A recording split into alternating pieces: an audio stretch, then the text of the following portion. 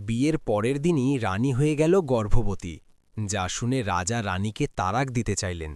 তারপর যা হলো। গল্পের শুরুটা অনেকটা রূপকথার মতো হলেও মোড়টা ছিল বেশ নাটকীয়। রাজা এবং রানীর জাঁকজমকপূর্ণ বিয়ের পর পুরো রাজ্যে যখন উৎসবের আমেজ, তখনই খবর এলো রানী গর্ভবতী। বিয়ের মাত্র একদিন পরেই এমন খবর শুনে রাজা ক্রোধে ফেটে পড়লেন। তার মনে হলো তাকে প্রতারণা করা হয়েছে। তিনি তৎক্ষণাৎ সিদ্ধান্ত নিলেন রানীকে তালাক দিয়ে রাজ্য থেকে বের করে দেবেন। কিন্তু তারপর যা ঘটল তা ছিল সবার কল্পনার বাইরে। রাজার ক্রোধ ও রানীর শান্ত ভঙ্গি। রাজা যখন রানীর কক্ষে গিয়ে তলোয়ার উঁচিয়ে কৈফিয়ত চাইলেন, রানী বিন্দুমাত্র বিচলিত হলেন না। তিনি শান্ত গলায় বললেন, মহারাজ, আপনি যদি আজ আমাকে ত্যাগ করেন তবে আপনি ইতিহাসের সবচেয়ে বড় ভুলটি করবেন।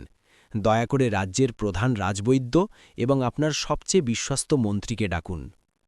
সত্যের উন্মোচন। রাজবৈদ্য আসার পর রানী তাকে একটি বিশেষ ভেষজ লতা পরীক্ষা করতে দিলেন, যা তিনি আগের রাতে রাজাকে পানীয়র সাথে দিয়েছিলেন। রাজবৈদ্য পরীক্ষা করে অবাক হয়ে বললেন, ভেষজ রহস্য। এই লতাটি আসলে একটি প্রাচীন ভেষজ, যা পেটের জমাট বাঁধা বিষাক্ত বায়ু বা অসুখকে ফুলিয়ে দেয়, যা দেখতে গর্ভবতী হওয়ার মতো লাগে। রানীর পরিকল্পনা। রানী আসলে জানতেন যে রাজার রান্নায় দীর্ঘকাল ধরে কেউ অল্প অল্প করে বিষ মিশিয়ে আসছিল। রাজা নিজেই অসুস্থ ছিলেন। পরীক্ষা। রানী রাজাকে প্রমাণ করার জন্য নিজেই সেই পানীয় পান করেছিলেন, যাতে তিনি দেখাতে পারেন এই ভেষজ শরীরে গেলে কি প্রতিক্রিয়া হয়। আসল শত্রুকে। রানী জানতেন রাজার আপন ছোট ভাই সিংহাসনের লোভে রাজাকে বিষ দিচ্ছিলেন। রানী চেয়েছিলেন রাজার সামনে প্রমাণ করতে যে কার ওপর তিনি ভরসা করছেন। সেই ভেষজের প্রভাবে রানীর পেট ফুলে যাওয়ায় রাজা তাকে ভুল বুঝেছিলেন, কিন্তু মূলত রানী নিজের জীবন বাজি রেখে রাজাকে আসন্ন মৃত্যুর হাত থেকে বাঁচিয়েছিলেন। শেষ পরিণতি। সত্য জানতে পেরে রাজা নিজের ভুলের জন্য রানীর কাছে ক্ষমা চাইলেন। ষড়যন্ত্রকারী ছোট ভাইকে রাজ্য থেকে নির্বাসিত করা হল। রাজার চোখে রানী তখন আর শুধু স্ত্রী রইলেন না, হয়ে উঠলেন রাজ্যের সবচেয়ে বুদ্ধিমান রক্ষাকর্তা। গল্পের মোড় এরপর আরও গভীরে পৌঁছল। রাজা যখন বুঝতে পারলেন তিনি বড় ভুল করতে যাচ্ছেন, তখন তিনি রানীর বুদ্ধিমত্তায় যেমন অবাক হলেন, তেমনি নিজের চারপাশের মানুষদের নিয়ে শঙ্কিত হয়ে পড়লেন। চলুন দেখি এর পরের ঘটনা প্রবাহ। ষড়যন্ত্রের মূল উপড়ে ফেলা। রাজা শান্ত হওয়ার পর রানী তাকে একান্তে নিয়ে গেলেন। তিনি রাজাকে বললেন, মহারাজ, কেবল আপনার ছোট ভাই নয়, এই প্রাসাদের ভেতরে এমন কেউ আছেন যিনি রাজবৈদ্যের নথপত্র পাল্টে দেন। আমি যে বিষের কথা বলেছি তা সাধারণ কোনো বিষ নয়, এটি ধীরে ধীরে মানুষকে পক্ষাঘাতগ্রস্ত করে ফেলে। রানী একটি গোপন পরিকল্পনা করলেন। মিথ্যা ঘোষণা। রাজা সবার সামনে ঘোষণা করলেন যে তিনি রানীকে ক্ষমা করেছেন এবং আগামী 7 দিন প্রাসাদে বাইরের কারও প্রবেশ নিষেধ। ফাঁদ পতা। রানী রাজাকে পরামর্শ দিলেন তিনি যেন অসুস্থতার অভিনয় করে বিছানায় পড়ে থাকেন। দেখা যাক রাজার এই অসহায় অবস্থায় কে সবচেয়ে বেশি আনন্দিত হয়। বিশ্বাসঘাতকের মুখমোচন উন্মোচন। তৃতীয় দিন রাতে দেখা গেল রাজার প্রধান সেনাপতি অত্যন্ত গোপনে রাজার ছোট ভাইয়ের সাথে দেখা করছেন। সেনাপতি বলছিলেন, রানী সব ধরে ফেলেছে, আমাদের এখনই কাজ শেষ করতে হবে। রাজা আজ রাতেই মারা যাবেন, আর দোষ পড়বে রানীর সেই জাদুকরি পানীয়র ওপর। তারা যখন রাজার কক্ষে প্রবেশ করল, তারা দেখল বিছানা খালি। হঠাৎ চারপাশ থেকে মশাল জ্বলে উঠল। রাজা এবং রানী সেনাপতির পেছনে দাঁড়িয়েছিলেন। রানীর আসল পরিচয়। সবাই যখন ধরা পড়ল, তখন রাজা রানীকে জিজ্ঞেস করলেন, তুমি এত কিছু জানলে কি করে?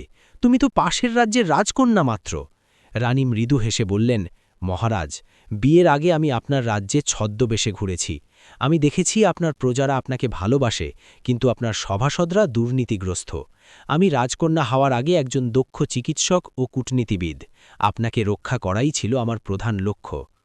একটি নতুন রাজত্ব। রাজা সেই রাতেই বিশ্বাসঘাতক সেনাপতি ও তার ভাইকে বন্দী করলেন।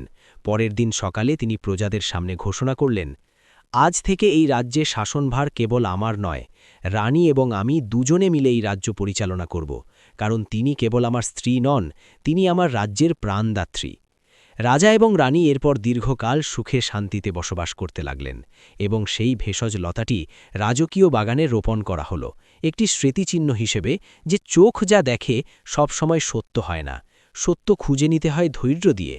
রানীর সেই সাহসিকতা আর বুদ্ধিমত্তাকে স্মরণীয় করে রাখতে প্রাসাদের সেই রাতটি নিয়ে একটি ছোট্ট দৃশ্যপট বা কবিতা আপনার জন্য নিচে দিচ্ছি।